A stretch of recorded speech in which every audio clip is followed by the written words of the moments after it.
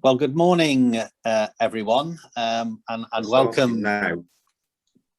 Okay, good morning, everyone, and welcome to this Fusion21 webinar, Building a Safer Future, Navigating the New Landscape. Delighted that so many of you could join us.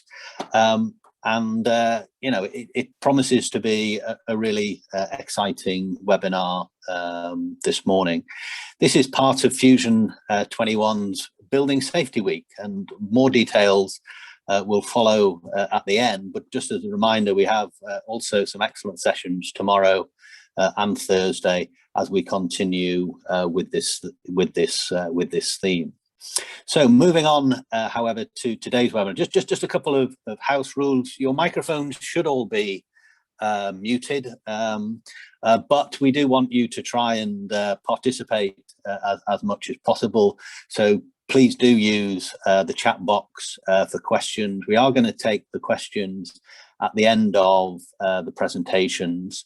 But hopefully, you can use the chat box, and we'll be keeping a note of the questions. If by chance we don't get through all of the questions, we've spoken to the speakers about again updating those, and we'll send through any unanswered questions after the event. So again, just by way of a quick introduction, as I said, this webinar is part of Fusion21's Building a Safer Future week. We're really excited in terms of the panel of speakers we've got today. And without further ado, I'll happily introduce them. So Nick Coombs, who's a Chief Fire Officer, Council and Deputy Head of Protection of Policy and Reform Unit. So big welcome to you, Nick. We then have Graham Fieldhouse.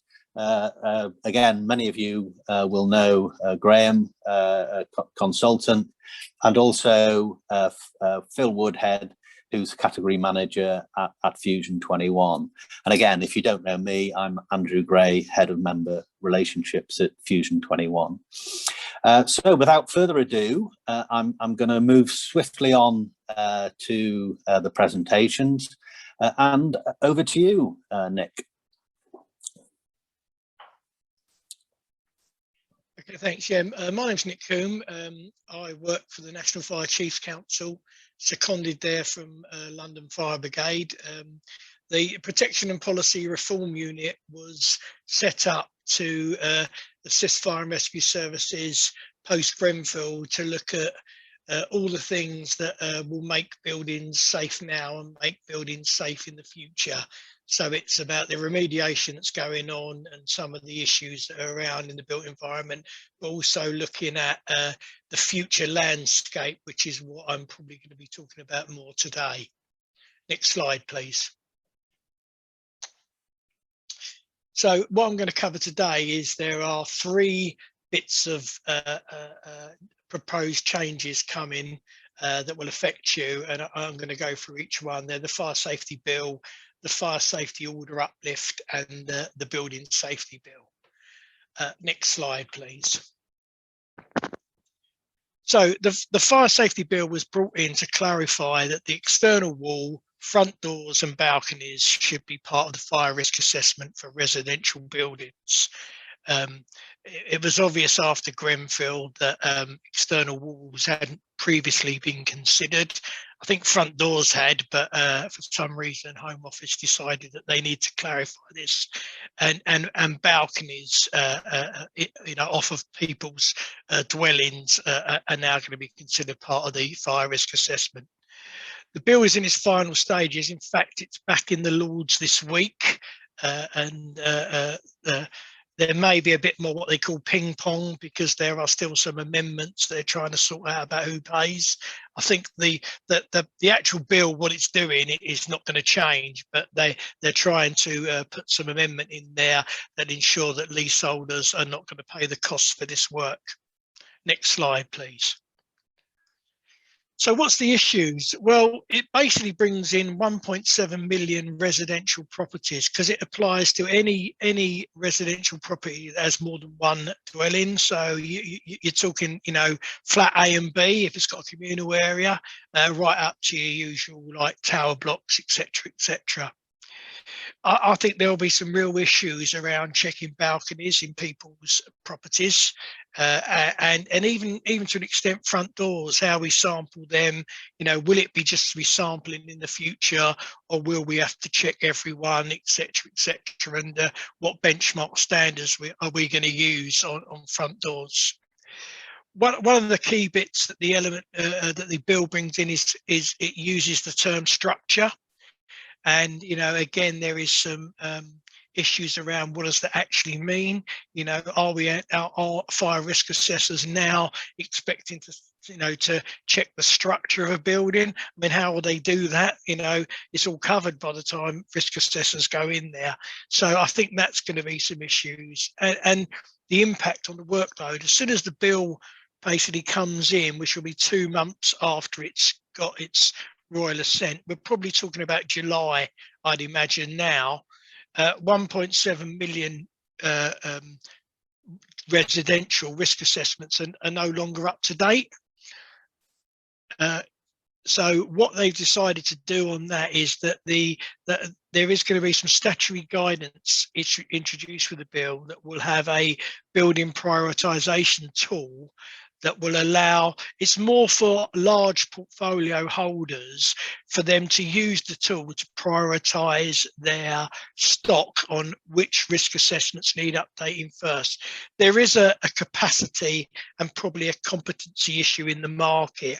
And so what Home Office we're trying to avoid is that all the people who can look at external wall systems are tied up doing low rise or low risk buildings, when obviously it's the higher rise and the higher risk buildings that need assessing first. Obviously a lot of work's been done in the past 3-4 years on looking at external wall systems, but there's still plenty to be done. Next slide, please. So the second bit is the fire safety order consultation. So back in July last year, the Home Office introduced or put out a consultation, and it was split into 3 sections really. One was to strengthen the regulatory reform order based on the past 13-15 years that it's been in operation. The second part was how they were going to implement the phase 1 recommendations from Grenfell Tower that are applied to building owners. And thirdly, the regulatory framework between our building control bodies and fire and rescue authorities, hand over fire safety information and share consultations at the building control stage. Next slide, please.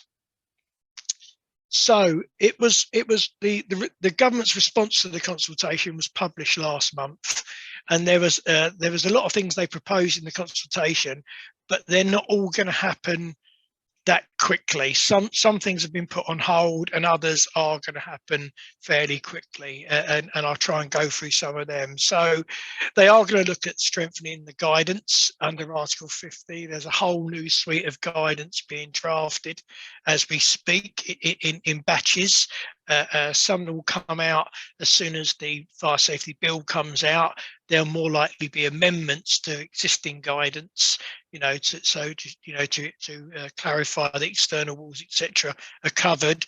But they are looking at all the DCLG guides, the cores and purpose-built blocks of flats guide to I don't think they'll introduce as many guides as they did.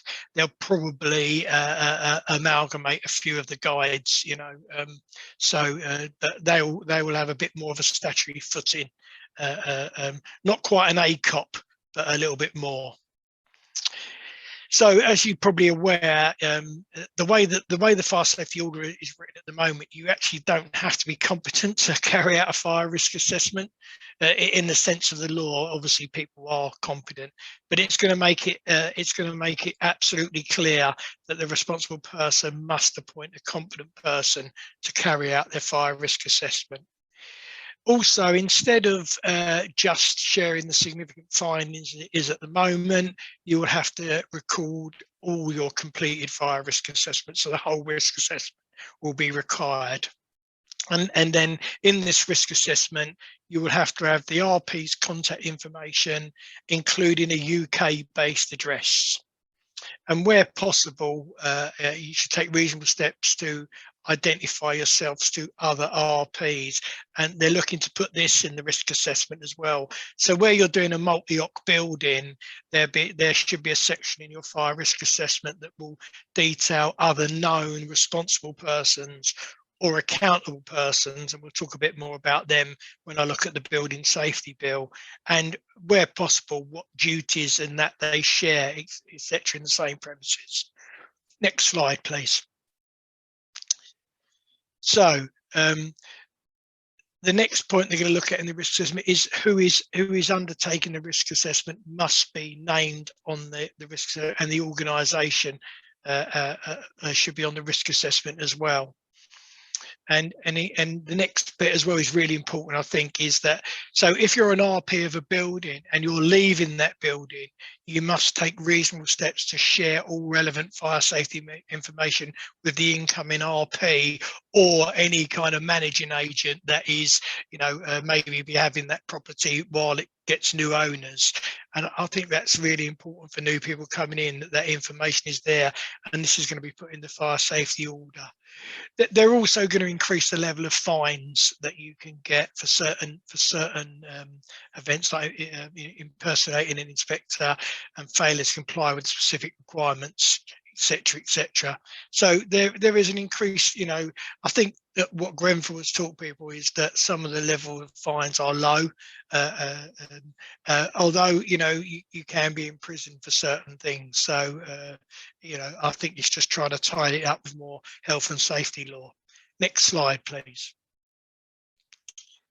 So probably the big impact on housing is the phase 1 recommendations. There's a lot of information they're expecting owners of high-rise buildings, and Sir Martin Moore-Bick didn't actually clarify what he meant by high-rise. The Home Office have kind of taken a stand that it's the usual 18 metres and above, but some of these don't quite make sense just to have them in high rise. And for example, the first one, so one of the recommendations is you will have to tell the local fire and rescue service and place information in a premises information box around what's on the outside of your building.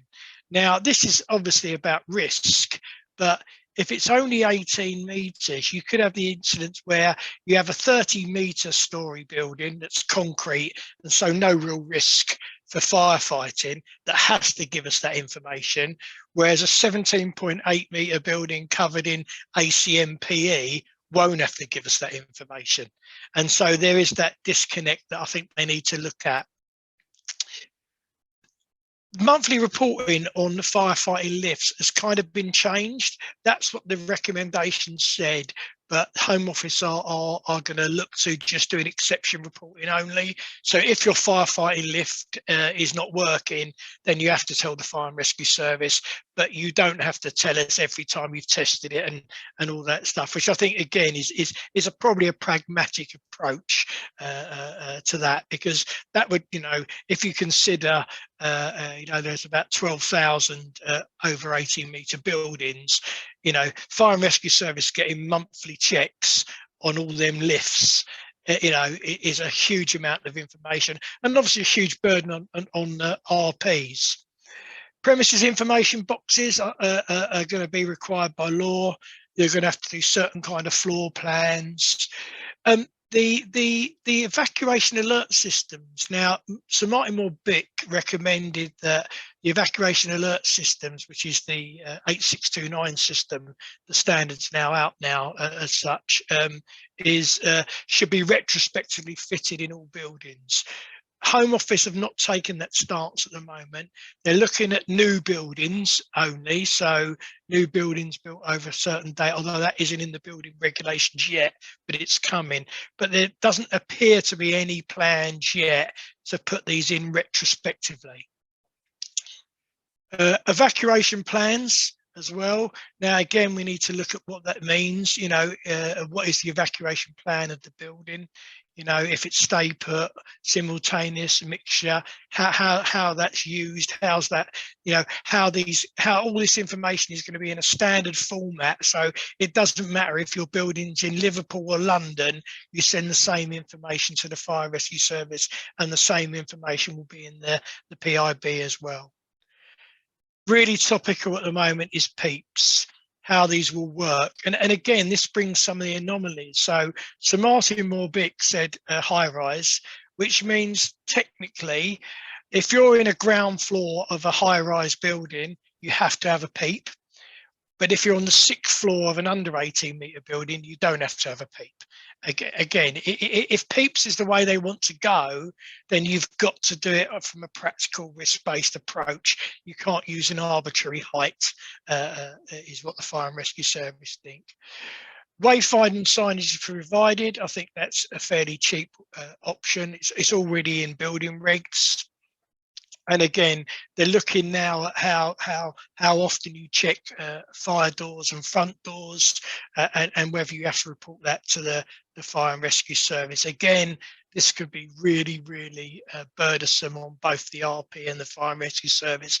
So we're trying to think of some kind of pragmatic approach that ensures people are safe, but isn't overburdensome.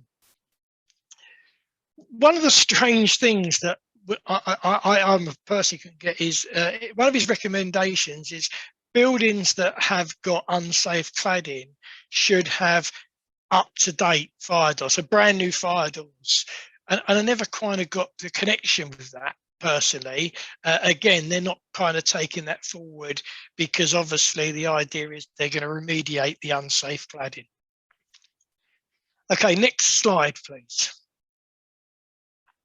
So this is the Building Safety Bill. So the first bill has been laid before Parliament.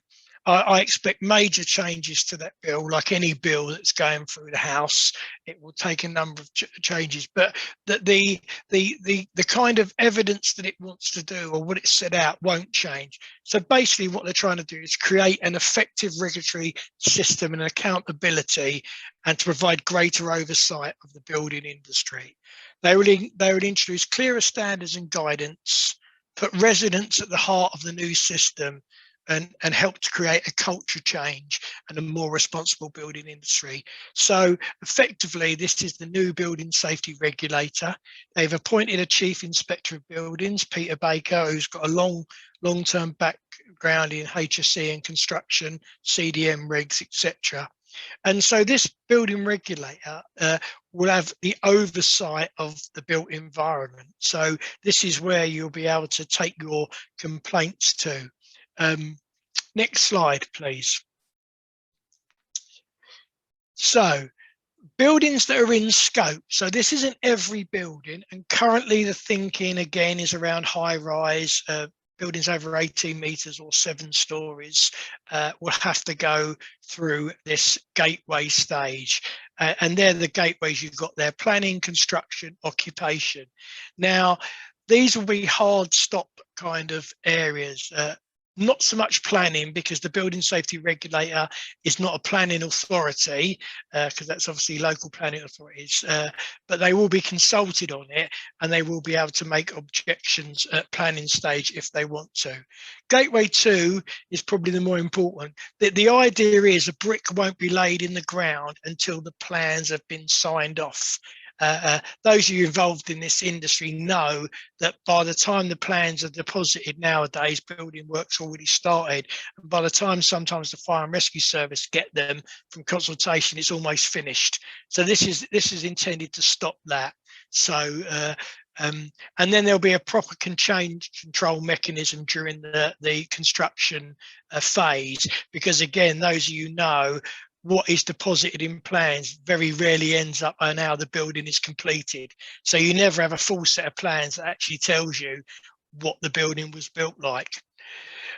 Gateway 3 occupation. Again, no one will be allowed to occupy the building until it's signed off by the building safety regulator.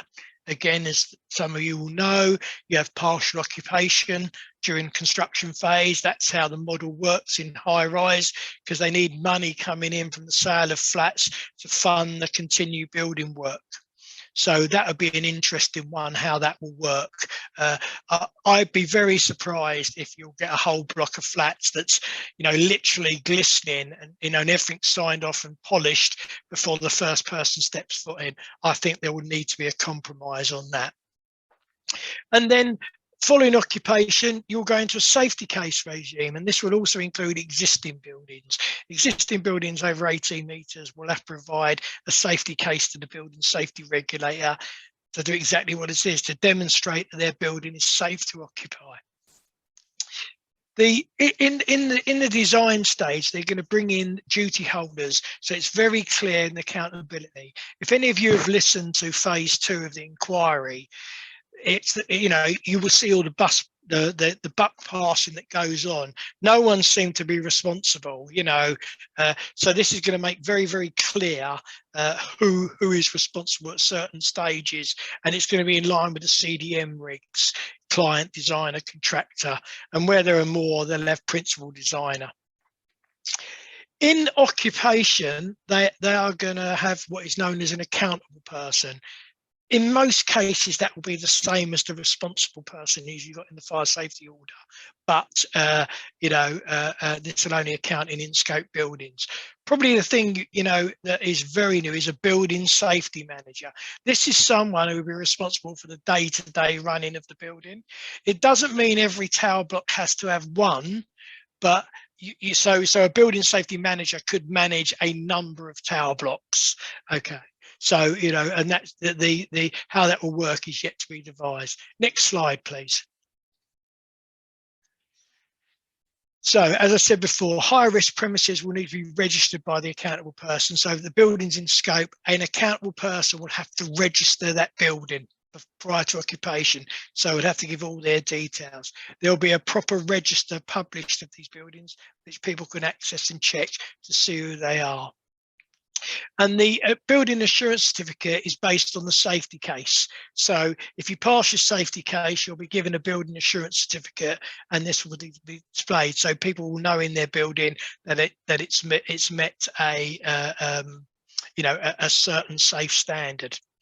And these are all the duties of that accountable person. Must appoint a building safety manager, and he must assess the building safety risk. The way the safety case regime will work is that the accountable person or any nominated competent persons will have to prove to the regulator that the building is safe.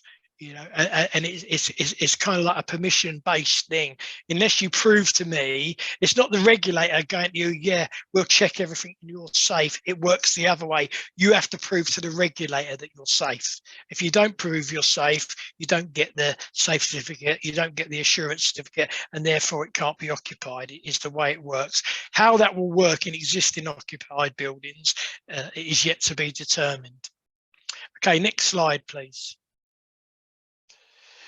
Something else that was in the bill was the construction project regulator that's just come out now. So this will look at ensuring that products that are used have much more standards, that they're traceable, etc. As again, if you've been following phase 2 of the inquiry, some of the testing regime, certification, and how products were used were not what they're meant to be used for. So this new regulator, which is separate from the building safety regulator, will be able to hold people to account and products to account. Okay, next slide, please, which I think is the last slide. Yes, that's right. Thank you.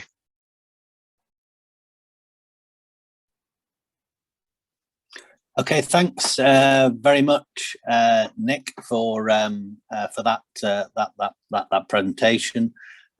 Really useful. So I'm now going to, I'm just going to remind the audience, please use the chat box if you have any questions, and we'll take the Q&A at the end. But now I'm going to hand over to Graham. So welcome, Graham, and yeah, on with your presentation.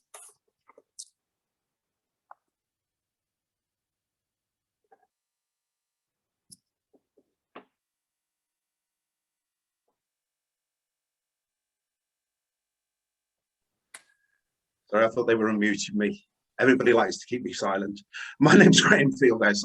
I'm a fire safety consultant. I've done a lot of work with social housing over a number of years, and perhaps know a lot of you that are on the presentation today.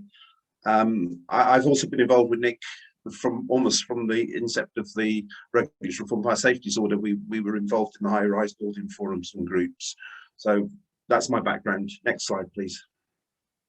So Working Group 4 was one of the groups that was set up to test the competency of fire risk assessors. Nick spoke about the competency. This was part of the Fire Sector Federation, and they're leading on this key work as looking with key players within fire safety for David Hackett's raising the bar. We've looked, I'm part of that group, we've looked into the recommendations of competency levers for undertaking different risk assessments. We've produced a document. Next slide, please. And this is the document. It can be downloaded from the Fire Sector Federation. Sorry about how it came out on the print. I don't know how that works, but you can download it from their website, and it really sets out this code of practice for risk assessor competency. Next slide, please. Also, Sir Ken Knight chaired the Independent Expert Advisory Panel, the MHCLG, and that looked for experts to meet at the Ministry of Housing, Community, Local Government, looking into issues such as fire doors, the cladding systems, and leading on advice given over things such as Waking Watch. And I'll come back to the question of Waking Watch later on. I was fortunate to be invited onto that group in the initial stages to speak on some matters. So next slide, please. So as Nick Coombs has covered in part, that the Fire Safety Bill addresses the external wall systems, not just the cladding, but the complete system, balconies, the competency of risk assessors and risk assessments for different residential buildings. The bill's going to require that the auditing of flat front doors, cross corridor doors and riser cupboard doors, depending on the height of the building. And what level is that likely to require? What training, what knowledge or experience is going to be required? It may simply be, is the door closer present? Are the strips and seals in there? Is there any obvious damage to the door? Is the door closing properly? So who should undertake this? How should we evidence compliance? All of these questions we're going to have to sort of get more information on so that the RPs are able to do the right thing. And we're certainly looking into that on the Working Group 4. Next slide, please. The Fire Safety Consultation Government's response. A 74-page response. Now, this isn't a political statement, because I think whatever government is in power is going to come up with the same thing, but it's very typical of politicians, isn't it? Response, typical media response. Well, that was a good question, John, but the real question is this. And then they give you a really nice response to the question they want to answer, or the data that they want to do. So what did the numbers mean in this document? Next slide, please. So what was the government's response and focus? This is some of the things that were said. Quality fire risk assessments. And they set out these three proposals here. Proposal 3, to amend the fire safety order, as Nick said. Any person engaged by the RP must be competent. Well, that's really for the RP, the responsible person, to demonstrate. And that's why the document that the Fire Federation under Working Group 4 is put together gives you some background for that. So I certainly recommend that to look at. Proposal 4, to make statutory requirement that the risk assessor name and contact information are recorded within the completed risk assessment. So here you might want a policy about communication, because if you're putting your name and contact details, whether it's email or whatever, people are going to perhaps directly contact your risk assessor, whether that's a contractor that you're using or whether it's one of your own in-house people. So you might want to have a policy, and you may even want to have in the contract with contractors that they are not to give any information out. It's not the first time that I've been approached by somebody who's found me on LinkedIn and contacted me via LinkedIn to say that I did a risk assessment 18 months, 2 years ago. Could they speak to me about it? Proposal 5, to ensure a consistent approach is taken for fire safety across all premises. The government proposes to require all RPs to record their fire risk assessments. Well, this hasn't really changed for us, has it? Because we've already been recording it. But as Nick said, it's going to be recorded the whole of the risk assessment in some format that people will get hold of. And then you're going to start, especially on leasehold properties, with issues with people saying, well, why is this? Why is that? Next slide, please. Paying back, what the government response said. That's an interesting one, because notice what it says in the highlighted bits, or what it says directly from the document.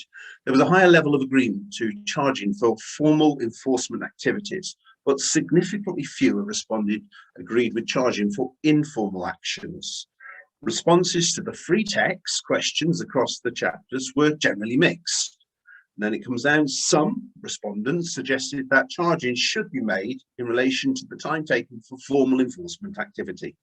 It was noted that charging should not take place for issuing informal notifications, but rather for cases where non-compliance is repeated.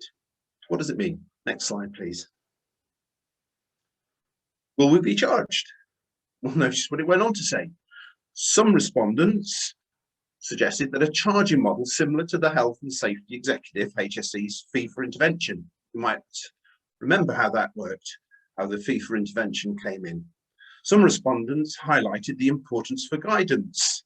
Others raised concerns about charging practices, incentives for to generate income, which may lead to focusing on fault finding, end of quote. Very interesting, isn't it?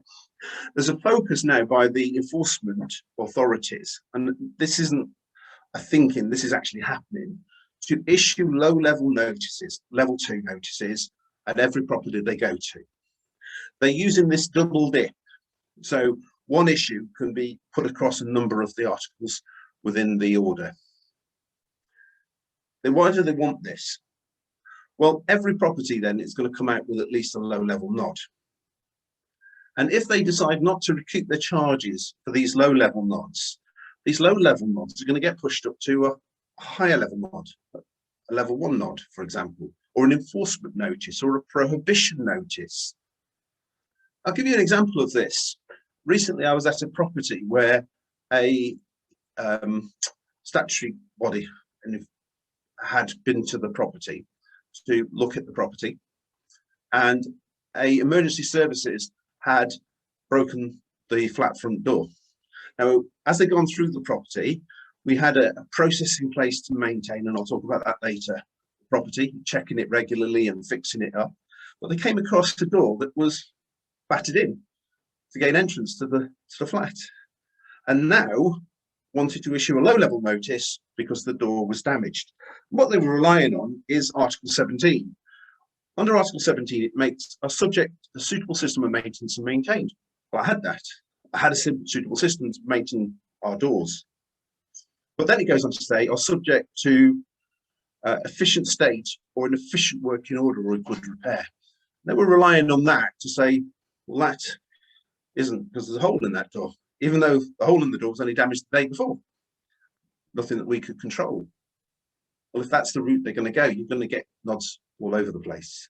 Next slide, please. So what did the actual scores tell you?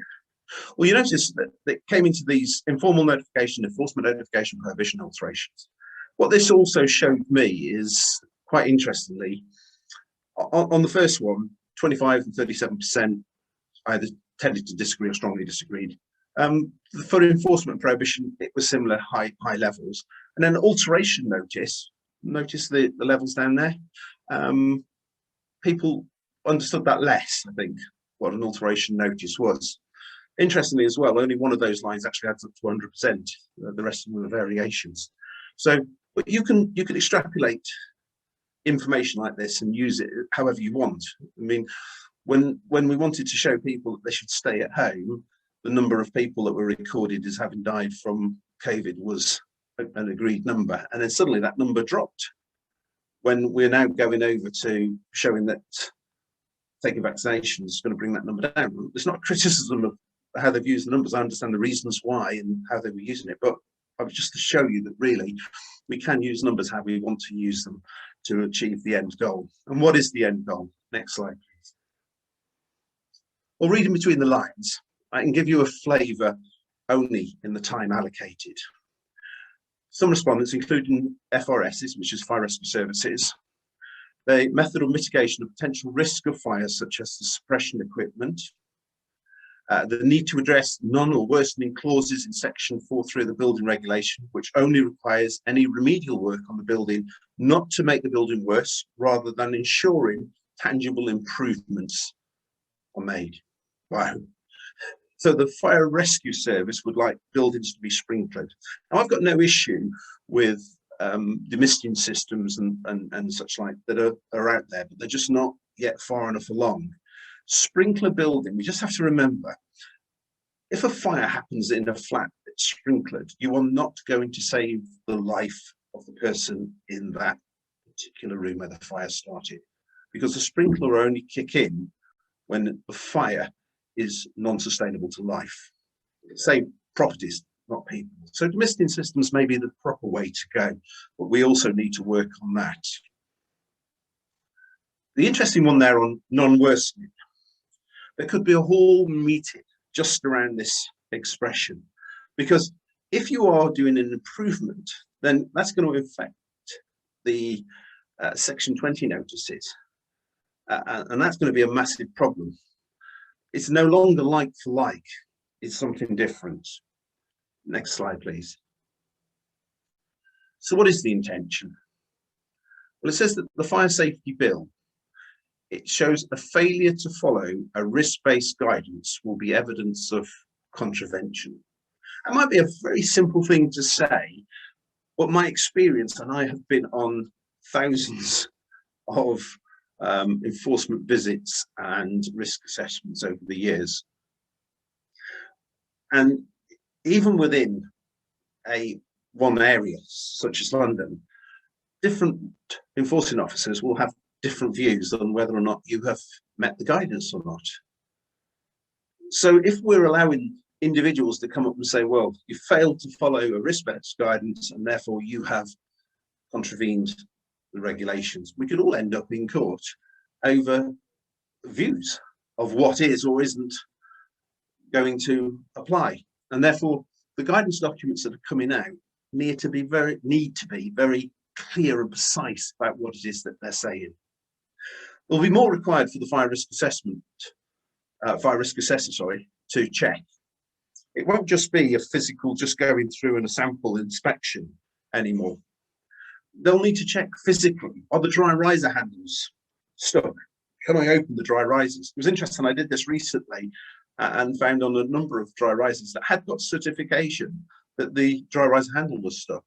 They'll need to check, is the drop key working? And again, this question of whether they need to check every single door and not just a sample, and to what extent they need to check the doors. So what's different from now? Well, physical inspections will take much longer. Competency levels will depend on what you're inspecting. Does your assessor have a fire door qualification? If he doesn't, what basis is he checking the fire doors? And there's so much more. Now, from a personal experience, I would have said before that 20–25% of my time is taken up on a risk assessment doing a physical inspection, and the other is taken up on writing up the assessment. Well, now it's going to be balancing 50–50, not just 25–75. That's going to mean if you've got in-house risk assessors, they're going to be able to get through a lot less risk assessments than they did previously. So do you need more staff, or do you need a policy to say, well, do we need to check these as much? What about where we're finding risk assessments that we're saying are tolerable or even acceptable? Can we then put them back to a longer period of time for inspecting? Where are we going to go? What's the guidance going to come out to support us in these assumptions? The next slide, please. Practical help. There's things that we can do to protect ourselves and our company. Well, we need to have to ensure that we have a correct competency. So, as I've said, download the Fire Federation, check out on that. And who's checking the checkers? Get an experienced or competent person to audit samples of the fire risk assessments to ensure that we are getting the qualities. Block inspections, either do it in-house, or I get a company Ram Construction or ABCA on the Fusion framework, and they go out and do independent checks of the blocks for us and do us reports. And that helps us to demonstrate to the fire brigade that we are meeting Article 8, Article 9, Article 11. And the argument is also meeting Article 17, which is why I didn't get issued in the end with a notice of deficiency. on that one with the broken door. When enforcement officers visit, you need to demonstrate that you have a reliable system in place, whatever that might be. But we can also think outside of the box. Residents have access to an electric cupboard. So the fire officer comes along, hits you at Article 14 because the fire door's been left open because the resident has to put their key in. They've used the FB key, or they haven't bothered with the FB key, they've kicked the door in, or whatever it might be. The problem is that he comes along, the door's not locked, therefore you failed, bang, straight away. Or there's items in the electric cupboard, because everybody has access to the electric cupboard, so items are left in the electric cupboard. How can we manage these two things? These two problems, how do we manage them? Well, one way is to remove the lock from the door, remove the FB key, properly fix it by approved ARTs, approved repair techniques, and fit an no-back closer. Now we've stopped the door being keep locked shut, keep closed, and it's managed that. What about people leaving items in the cupboards? Well, one way I've managed that in the past is from the threshold. I've run a piece of MDF board up right underneath the electric meters at a very steep angle. Therefore, nobody can leave anything in. So there are practical ways that we can very inexpensively deal with the issues, but we have to think outside of the box. The next slide, please. Oh yeah, you thought I forgot. Wake and watch. It's important that we ask the right questions by a competent person. You know, when we put in the wake and watch initially, we talked about putting wake and watch in as an interim measure till the fire alarms went in. Then we put fire alarm systems that went in that were going out to a call receiving centre. And then this issue about, well, what about people getting out of the building, assisting, helping people evacuate the building? So we then reduced the wake and watch. We had these wake and watch people working in effect as people helping to evacuate somebody. We still need them in certain circumstances. But what are those circumstances? What do they depend on? Well, it very much depends on the question that you've asked the residents in the first place. See, if you say, hi, Mabel, if you had to evacuate your block because the lift stopped working and there was a reason that you had to evacuate your block, would you like some help? Well, Mabel's quite likely going to say to you, yes, she needs help to get out because the lift's not working. Yeah, she can't get up the stairs with the bags of shopping with no lift. Well, she might have trouble climbing the stairs. But then when you sit down and a competent person says to Mabel, if there was a fire in your flat and you had to get out, would you be able to get to the staircase? Oh, yeah, I can get, I was a bit slow, but I can get there. And can you go down the stairs? Well, I know you might have a little bit of trouble getting up the stairs, but you're okay going down? Oh, yes, no problem. Well, at the moment, we're paying for guards 24 hours a day, 7 days a week, even when Mabel's on holiday, because somebody hasn't asked the right questions. So one thing that we can take from this is go back and check with all of those people that say they need help in evacuation and just drill down. Why do you need help? What is the help that you need? Do we need to have so many people? And it may also be that we can have one of guard who has got a link to the wireless systems so that he's informed of any fire in any one of the blocks when they're quite close together, covering a number of blocks. It certainly would save us money in the long way. Next slide, please. That's it. The next one was questions. Back over to you, Fusion21. Thanks very much, Graham. That's really insightful. Again, just a reminder to the audience, please do use the chat box to ask some questions. But now I'm going to hand over to my colleague Phil Woodhead, who's going to talk you through things from a Fusion21 perspective. So, Phil. Great, thanks, Andrew. So I just have 2 very short slides, and I just wanted to take the opportunity to, obviously you've seen Nick has talked about the changes in legislation that are imminent. Graham around somehow his clients are responding to that and getting themselves ready and working towards that new regime and putting things in place to make sure they're compliant. From Fusion21 perspective, we want to make sure that we're well placed to meet the needs of our members in that changing environment as well. So we have a new framework that launches on Tuesday, and I just wanted to sort of maybe join some of those dots from our perspective. So I won't keep you too long. First thing to say is we didn't quite start with a blank piece of paper, but we have sort of taken a fresh approach and gone back to basics with looking at all the documents. So this is what we're calling next generation, and hopefully the tools are in there to help our members manage their contracts.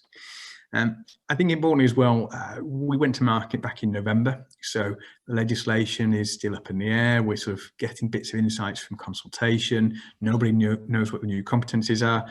So we've tried to build a framework that will adapt to the changing environment, to Brexit, to whatever it might be, but over the life of the 4 years of a framework as well. So it is a flexible framework that meets varying needs from different members, and depending on exactly where the legislation lands. And we have tried to anticipate some of those things as well. Hopefully you'll sort of see on the next slide.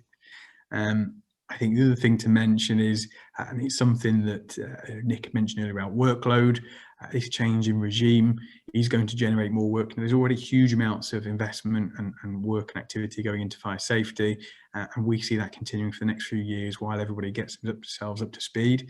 And so we do recognise there's potentially a capacity issue there in the marketplace. And so with the framework, we have taken through slightly more suppliers than we would have done otherwise.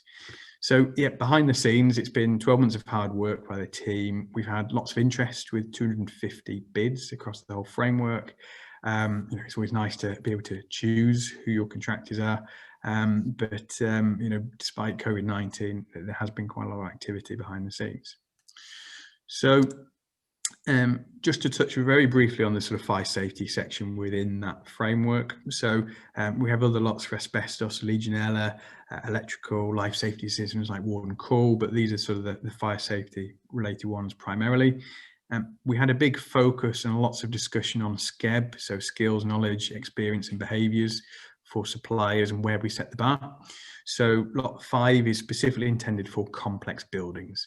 This is recognising there's a shortage of those individuals, the engineers, the amount of BIM data, the surveys, some suppliers delivering EWS1 forms, and we didn't think it was appropriate to have that across combining lot 5 and lot 6 that we got them. So lot 5 is, potentially comes at a premium, but if you've got a complex building or high-rise building, you're undoubtedly going to need some of those skills.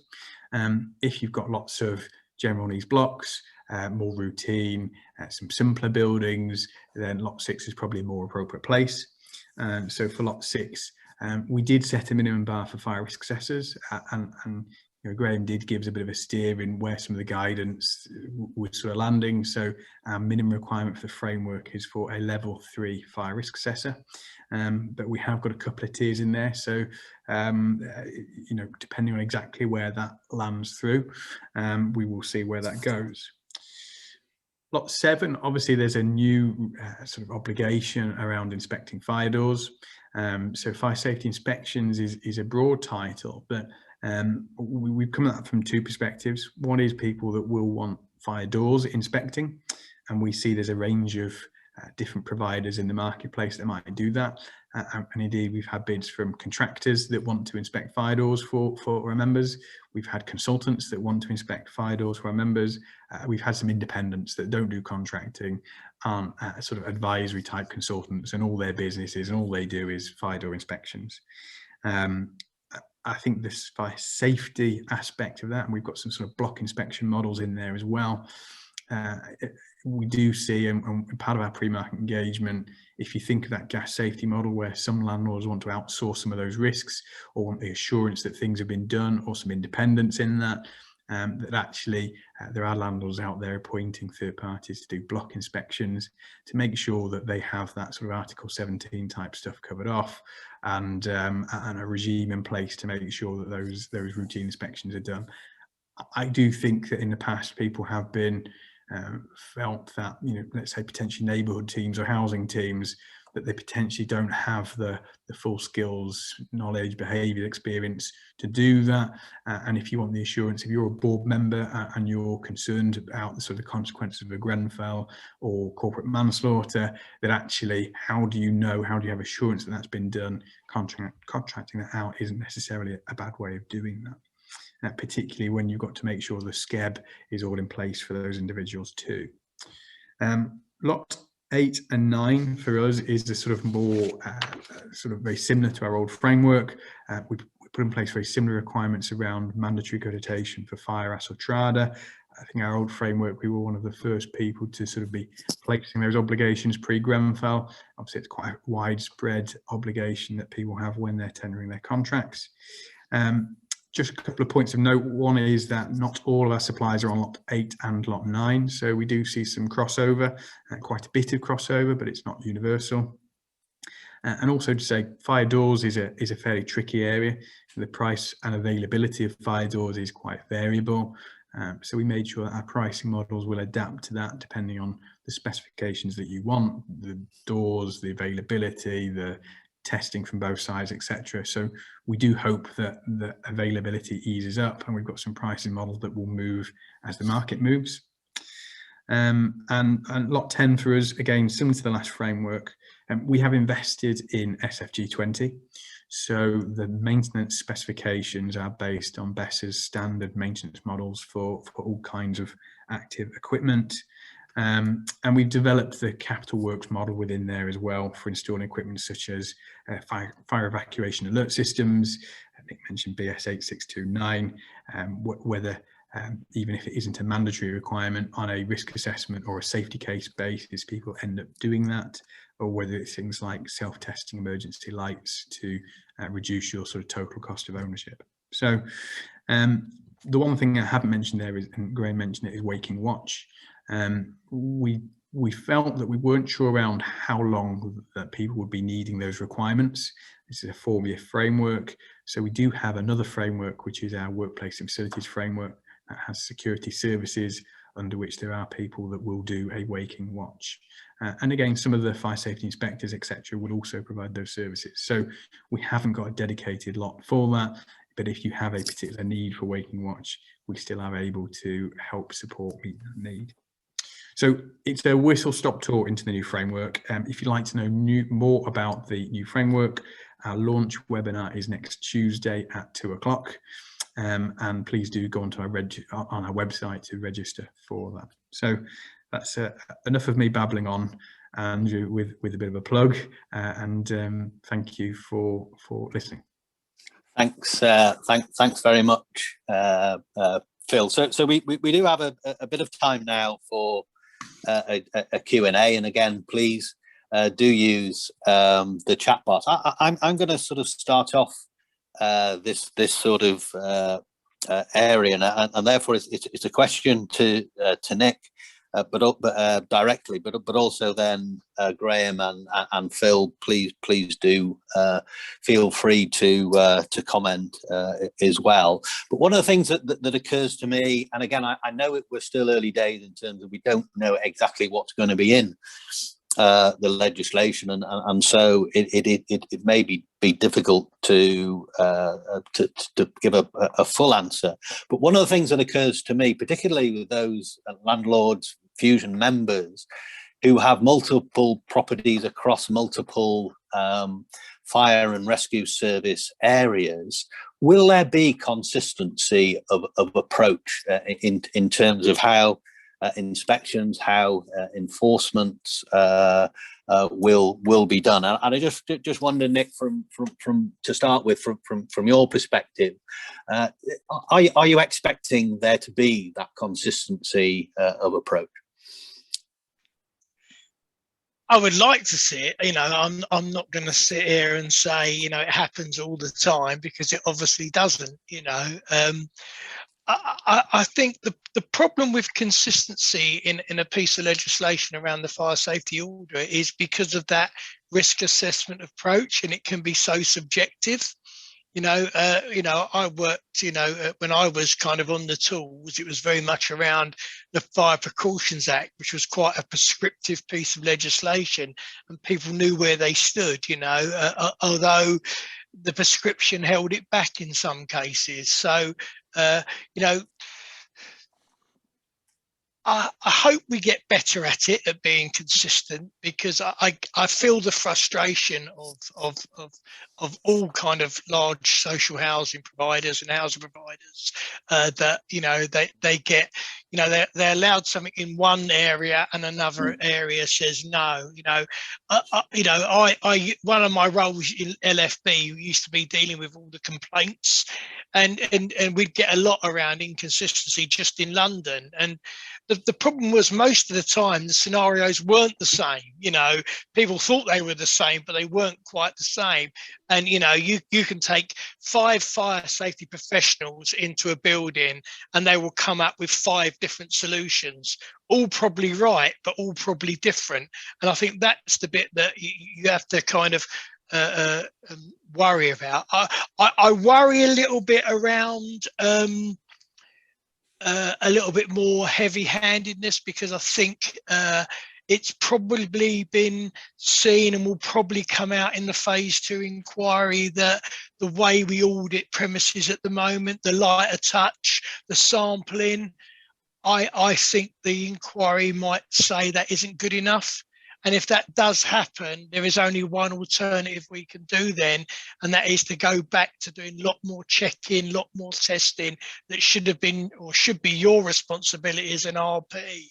And so that's my kind of nervousness around the phase 2, because at the moment we only sample bits and we do a little bit of check-in because we expect you as the RP to have done that. We're just kind of auditing, and the clue's in the title. But it became clear from, post Grenfell that hardly any firefighting lifts are tested and maintained. Drop keys don't work.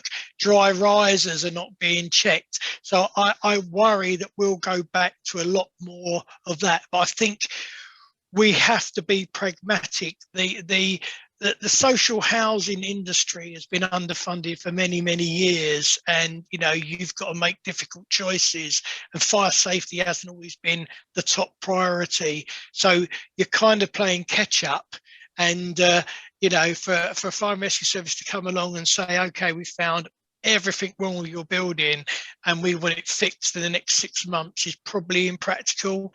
I think we're going to see a lot more staged approaches to compliance. Fix these things now, the really important stuff, and you may have a 5-10 year program to fix your buildings, because they have been neglected, through we can argue around the political stuff around that, but so going back to your original, yes, I'd like it to be more consistent. I think it's not as easy in a risk-based approach piece of legislation. And just a quick follow-up before I bring the others in.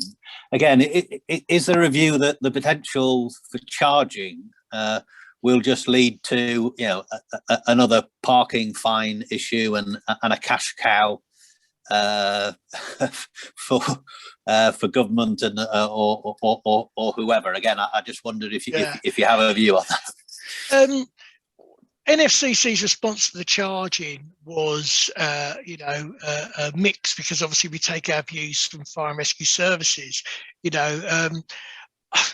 I think when you start getting into a charging regime, you can worry that it become a chief officer may say, look, to fund the protection department, if you can issue loads more notices, we'll get more money. And I'd hate to think that would happen, but there's when there is that regime, you've got that chance, isn't there? Really, we're about making people safe. Is there any evidence in the HSC's fee for intervention that it makes people do the right things? I'm not sure. I've not seen that evidence, because there'll be businesses that might actually say, actually, it's probably cheaper for us to do that fee for intervention, because what I get is I get a professional come round and tell me exactly what to do to make my building safe, charges me a low fee because it'll be public sector rates, So why should I bother getting a competent professional in? I'll just wait till the fire and rescue service turn up, and they'll tell me exactly what to do on their notice for a cheap fee. So I'm not sure that charging for enforcement increases compliance and makes people safe, and that's what would have to be demonstrated to me. If there's a clear link that it works and it makes people do the right thing, then obviously we consider it, but I've yet to see that evidence. Okay, I'm going to move over to Graham, and just as a reminder, Graham, in terms of the questions or comments. So the first one around consistency, and again, I just wonder from your experiences what your thoughts are, and then secondly that issue of charging, and again how you think that might be implemented. Yeah, sure. So in respects of the consistency, there's always been an issue, and that's why the primary authority was set up, so that we would not get a situation where in London it was agreed that we didn't need to put fire extinguishers, for example, in purpose-built blocks or flats, and then we go out to Essex Fire and Rescue Service who said, oh no, you must have them. I was lucky to work with Nick and others in helping set up the primary authority, giving my comments on that in the early stages of this, and I think that really did start to work for a while. And then after Grenfell, the primary authority I don't think has got the same benefits as it used to have before, and I'd like to sort of see that come back. We also, Nick spoke about the having a risk matrix for buildings, and I think that we were involved in Working Group 4 in looking at this tool that Nick spoke about, the priority tool. I think that's something that's worth RPs looking at, so that they can risk proportionate their buildings and see which ones are at greater risk and lower risk in respects of that. Testing who pays. Well, in London, we've got these fire safety advisors that have been taken on, and then you've got more experienced, the IOs, the inspecting officers. I think that the way things are going to go is that the fire safety advisors are going to go out, they're going to look at all these different buildings, and then when they come across a building that they've got an issue that they think is a bit more serious, then they'll bring an IO in who will then go in and issue the enforcement notice, and will get charged for that. And if you look at the charging context of being aligned with the HSE, I think I did some research some years ago, I can't remember now off the top of my head, but I think it was about £2 a pop every time they went in. Is that gonna be? The fire and rescue authorities, they've never wanted to really charge people for stuff, as Nick said, that they're about life saving, they're about trying to get people to do the right thing. Governments, whichever government, again, this is not a political statement, whichever government's in, they've spent a lot of money on the cladding issues, the fire door issues, and all the rest of it.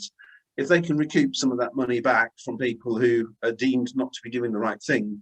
Now, if we look back at it and say, yeah, but we don't get that many issues of notice deficiencies, and we're not getting that many enforcement visits. In the last 3 months, the enforcement visits have been really stepped up, including going out on a Saturday and a Sunday to do an enforcement visit.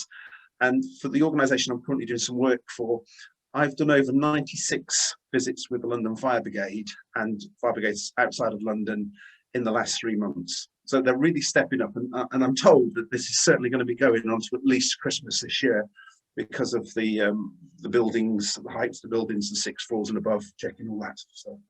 So we are going to get it. We are, as much as we'd love to say that it shouldn't happen, we are going to get it, and we are going to get people going in. And again, we go back to this question I said before about this double dipping. I remember being in a meeting where the assistant commissioner said, no, we don't double dip. We don't hit you for the same problem under a number of different articles. Well, that's not true.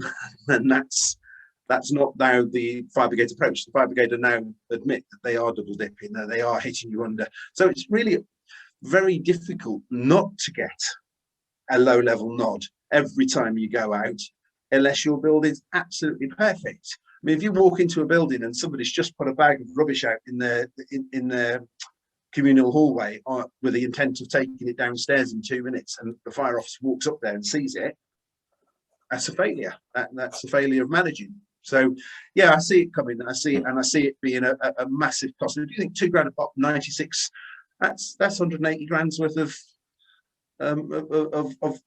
potential charges that we're getting.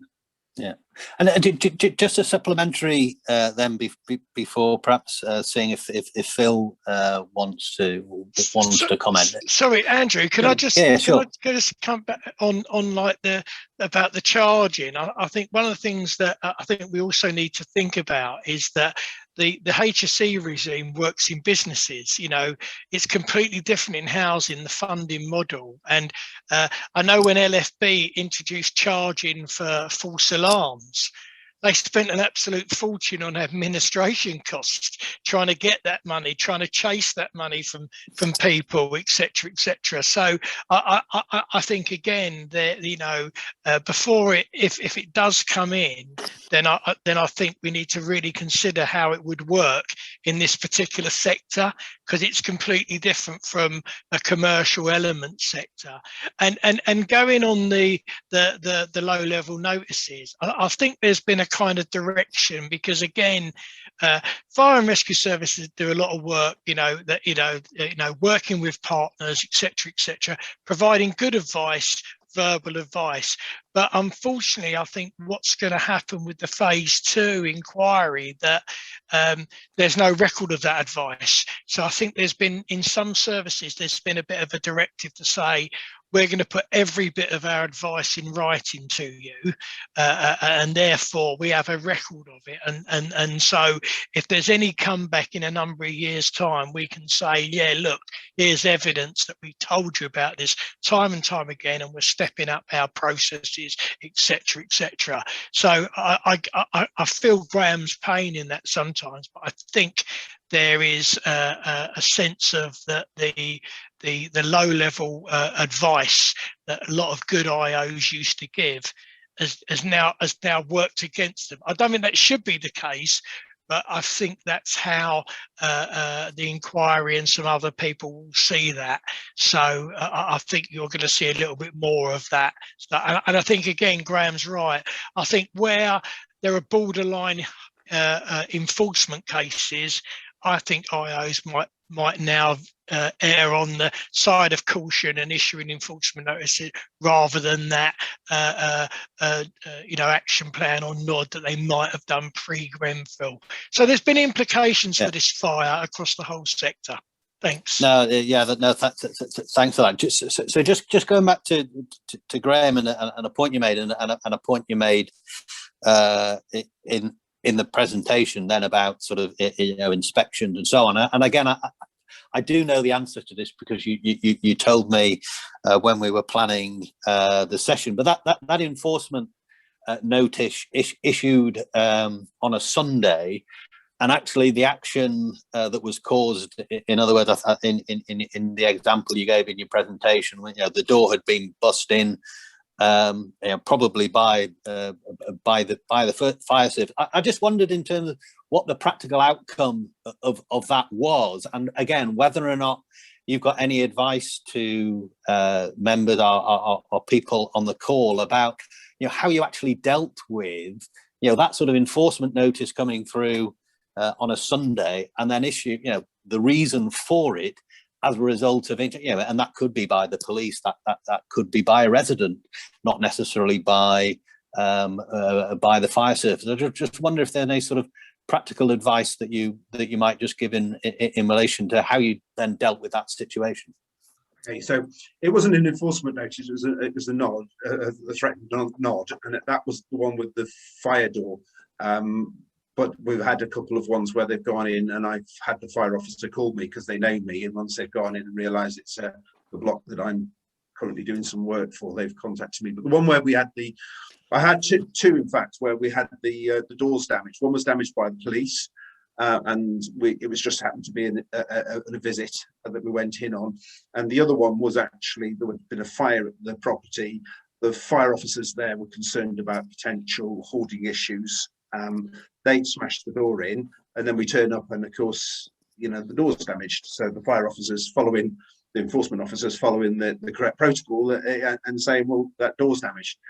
We didn't get an issue there because, one, I was able to demonstrate, as I said before, that we've got the companies are going out and doing our block inspections, and I have a team that deals with NOD issues. So under the Fusion contractor, I've got a contractor that goes out, and as soon as the fire brigade are involved, they often attend with me on site the same day. So if the fire officer sees an issue like a damaged door, they're able to repair it there and then, put temporary repair in and make the thing to change the door. We would have to do that anyway, so we have this, and we have it under the Fusion contract that we've got currently.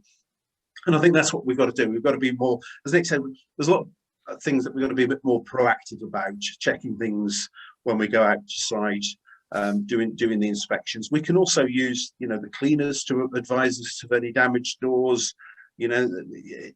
When we got staff going on site outside of COVID, whenever we're there, we need a method that we capture this and goes to the right people within the organisation who then implement action. We can't just sit on these things anymore. For a number of reasons. If this one I said to you, where the fire brigade had gone in because of a fire, what happens if there was a subsequent fire there? We already know that there's an excessive fire load. We know the door's damaged, so that door was replaced in 24 hours. We did replace the door blank, and we've ordered a new door and door frame. So yeah, we just have to be a bit more proactive about what we're doing and get the right advice. This is so key. Getting the right advice at the right time. Okay, thanks. Phil, I wondered if you had any comments you wanted to make on those points.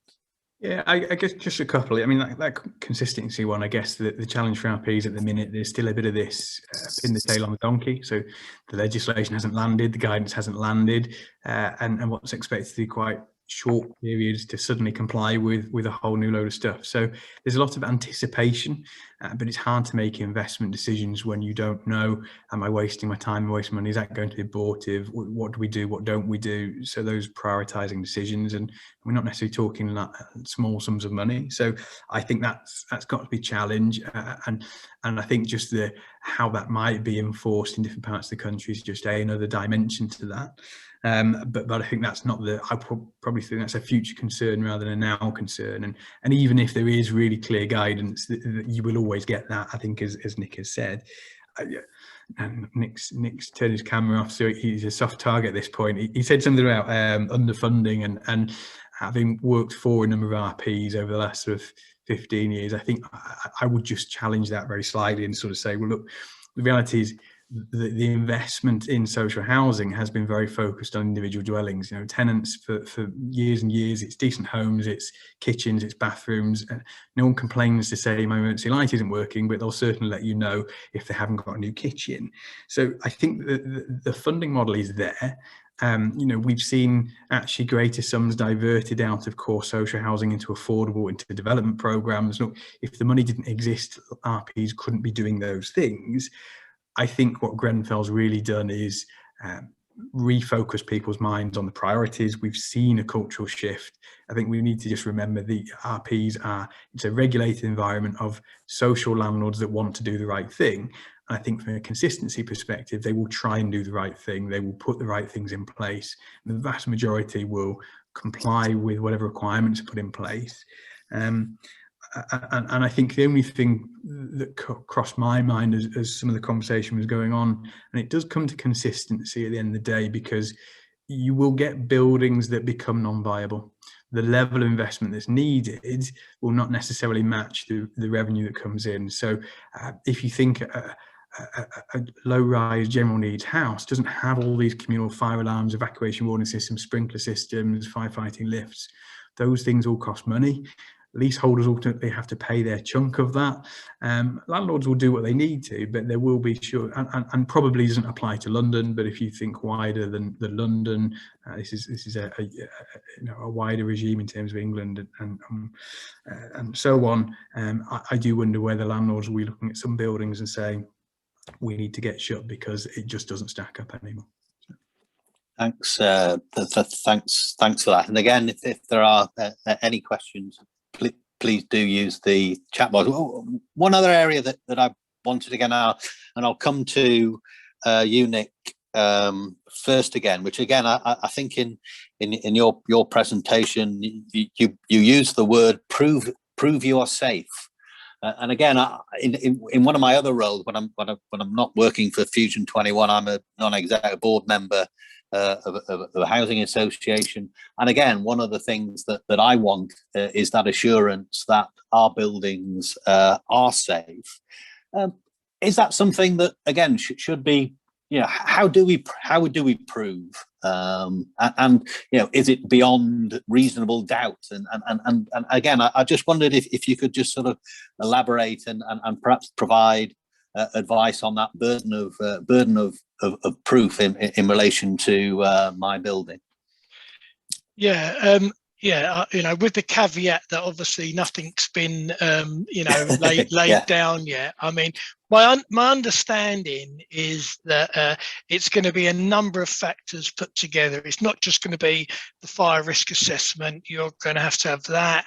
You're going to have residents' engagement plans. You're going to have all the kind of policies around your management processes, you know, all put together. Now, this is going to cost. This will cost. The safety case will cost. You will have to apply for the regulator for your to register your building. That will be a cost. Then you will apply for your assurance certificate, and that will be a cost. And that will be done on under the safety case. So depending on how long it takes the regulator to check that you are safe on what evidence you provide will depend on how much it costs you. So I think what they're pushing for is that they will have a level of competency people. So if, for example, you say that your fire risk assessment was done by a person who's a tier 3 on a certain register, my management is done under, you know, 9997, you know, and audited by an external body. So you start setting a picture and a scene. They may say, okay, because you've got all that competence laid down, you know, it may take us a day to review your paperwork because we've got some element of trust that you are using the right people. However, if you turn up and say, Bob does me fire risk assessment, you know, I met him down the pub, you know, and I'm being extreme here, you know, I've got no policies in place, none of that. Well, they will then turn around and say, well, we could be in your building for 2-3 weeks looking at everything, and that is obviously going to cost you a lot more money. So they're going to try and force you down a competent route through that cost saving, because I don't believe that they will ever have in legislation about competency. You must be on a register to do the fire risk assessment. You know, those who know around Rowan Point that brought in Corgi and Gas Safe, it took 21 years following that disaster before we had a register. So if you take Grenfell, we've still got another 17 years to go if we're going to work on that kind of regime. And you know, let's also be honest, a lot of people are killed through faulty boilers. We don't hear about them because they're not big news, not like a massive fire, you know, et cetera, or an explosion. So, you know, I think our downfall in how we've got in a situation is because fires are still reducing, fire deaths are still reducing, fire injury, and it's all through the good work that fire and rescue services have done and other people have done. So we're not really, you know, in the you know, the crossfire of government. You know, if you know, it's a real fact that if that fire hadn't been happening, none of us would be sitting here today discussing this. We'd have just carried on how we were doing. You know, and it's terrible in fire safety. It always takes a disaster. And my key worry about this is all we're doing is fixing tower blocks. You can go through all the history of fire safety through King's Cross, Bradford. All they ever did was fix them certain industries. I want to try and avoid the next major fatality, you know, and that's what we should be focusing on, you know. So, I mean, that's how I see it working. You will, you know, whether you'll have to send it in or they'll turn up or you'll have to present yourself, I don't know, but it will be that demonstrate to us through this you know, element of how you make this building safe, how you ensure that, you know, you can have a fire, fires happen, but how can you assure me it's going to stay in the flat like it should do, you know, or if it does go out the window, it only goes up one floor because we kind of accept that anyway, not 24 floors, you know, etc., etc. I hope that answers. Okay. Yeah, Graham, do you have a, you know, if I'm a board member of one of your clients, how do you assure me that our buildings are safe? I think this comes back to the whole thing about the golden thread, providing the issues, providing the evidence. Nick spoke about BS 9997. I've helped a couple of organisations write BS 9997 principles, so that they're working towards those principles and then eventually applying for a BS 9997 accreditation. And that's one way, as Nick said, is evidencing. The working group for that working on, we have set out, as I've said in the documents, and it's worth downloading that document, the competency and how we're looking at the competency levels of risk assessors and what they should, variation of levels and training. We've done a lot more about training and stuff in respects of that. The interesting thing on all of this, of course, is we as are the responsible person. So I'm just plugging in my battery's going to die otherwise. We are as the responsible person got to look at these things and say how we're going to demonstrate that we are doing something. One of the things that I've done in the past with a different housing provider is, as developers have been developing our properties, we have also gone along at the same time and we have checked what they are doing, so that we're not now going back after they've closed up all the fire stopping. I'm a fire stopping inspector. I'd go in, I'll have a look at it, I'll take photographs, I'll create a portfolio of evidence to show how this thing has been put together, rather than, you know, a few years down the line having this argument with developers who have taken their SPV vehicle and sent it down the pan so that you can't get any money out of them anymore, because they've hidden behind walls really poor fire safety practices, criminal practices in some instances. Thanks very much, Phil. Have you any views on how, if I were board member, you provide the assurance required? I think fire safety, and most landlords are already here. You know, RPs already have infrastructure to provide board members with assurance. They've worked on that for gas safety for a number of years. The housing regulator used to go heavily on gas, and we've seen the regulator in more recent times look at other areas. So, for example, you know, fire safety. An interesting tomorrow's presentation, we have Live Group, who were not too many years ago downgraded for fire safety, and since regained their grading. So I think the infrastructure is there within RPs. They know a model to provide board members with assurance and the things they need to be doing in management systems, processes, audits, all those sorts of things. And I don't think, you know, we have a danger in the compliance world. And you know, go back 5 years and people would manage one area of compliance completely to a different way. And I think what people are finding is organizational systems and processes that work for different compliant disciplines that ultimately can provide that evidence and that assurance, that golden thread.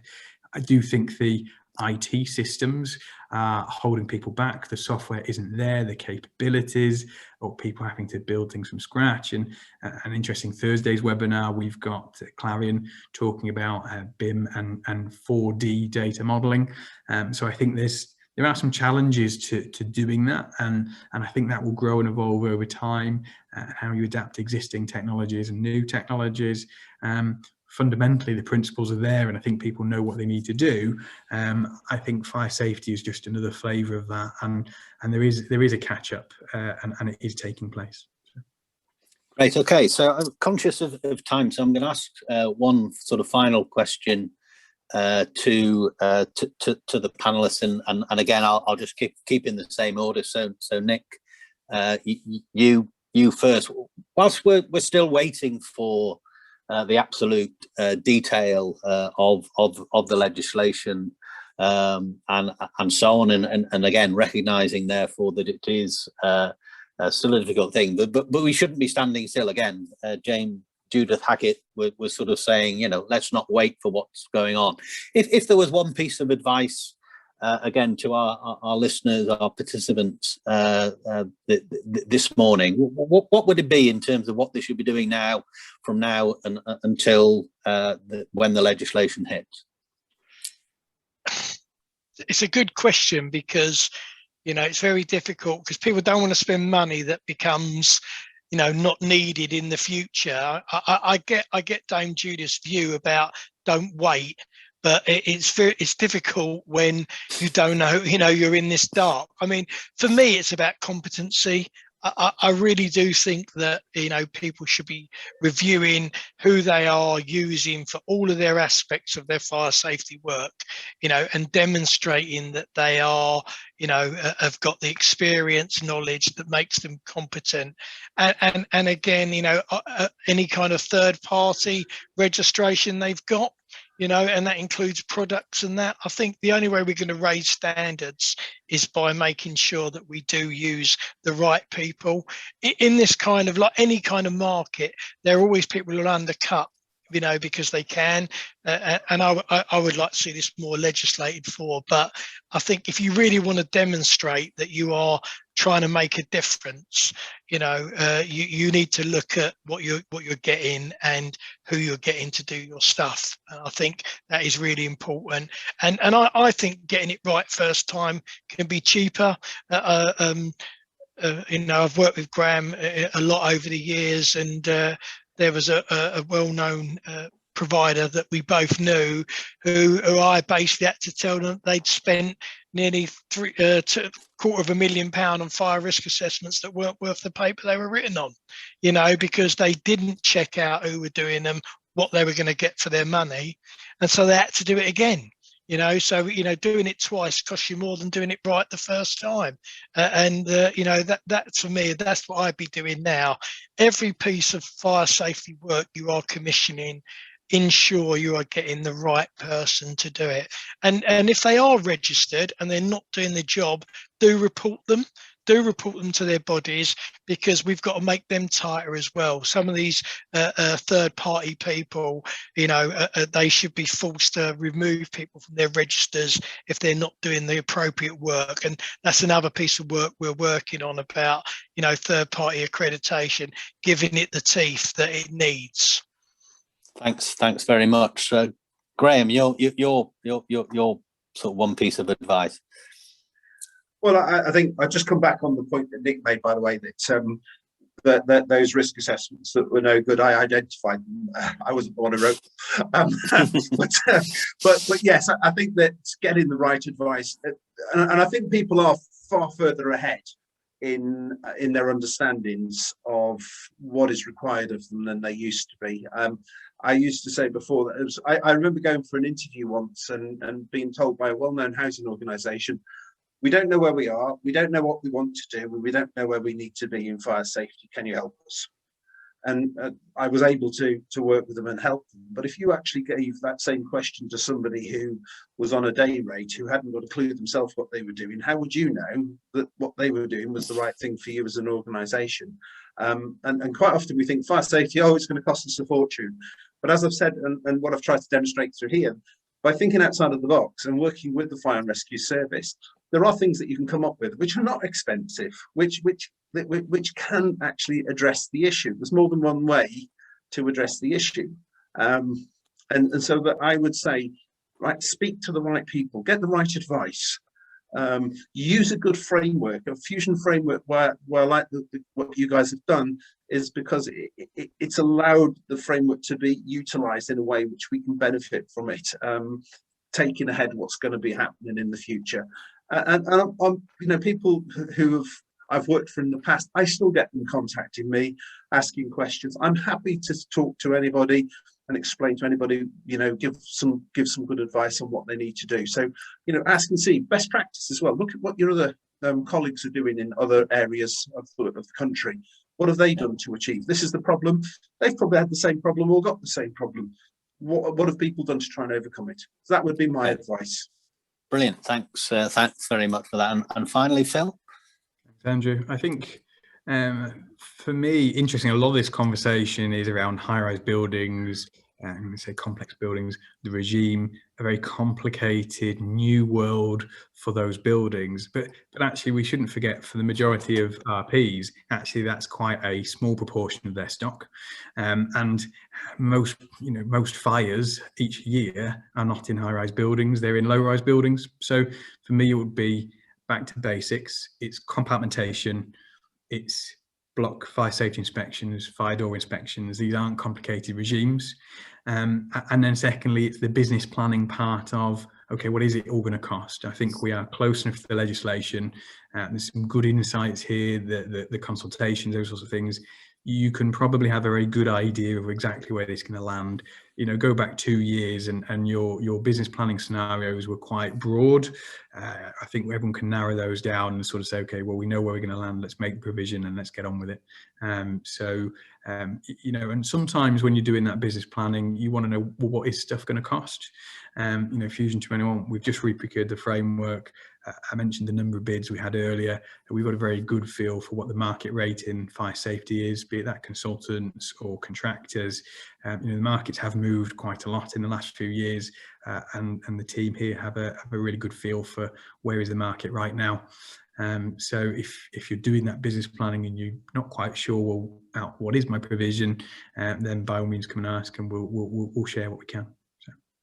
Brilliant. Well, thanks. And so we've run out of time, so it only then leaves me to really thank the panel for their contributions today. I think from my perspective, and I know from the audience perspective, you would have found that really insightful. So a big thanks to Nick, and a big thanks to Graham and my colleague Phil. If you could just move the slide on, please, Phil. And then again, just a reminder that it's not too late if you're interested in and haven't had the details of our 2 webinars coming up tomorrow and Thursday.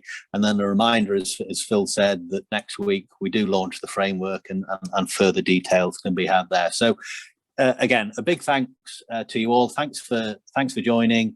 As ever, stay safe, and we hope to see you again soon. So thanks, and good afternoon.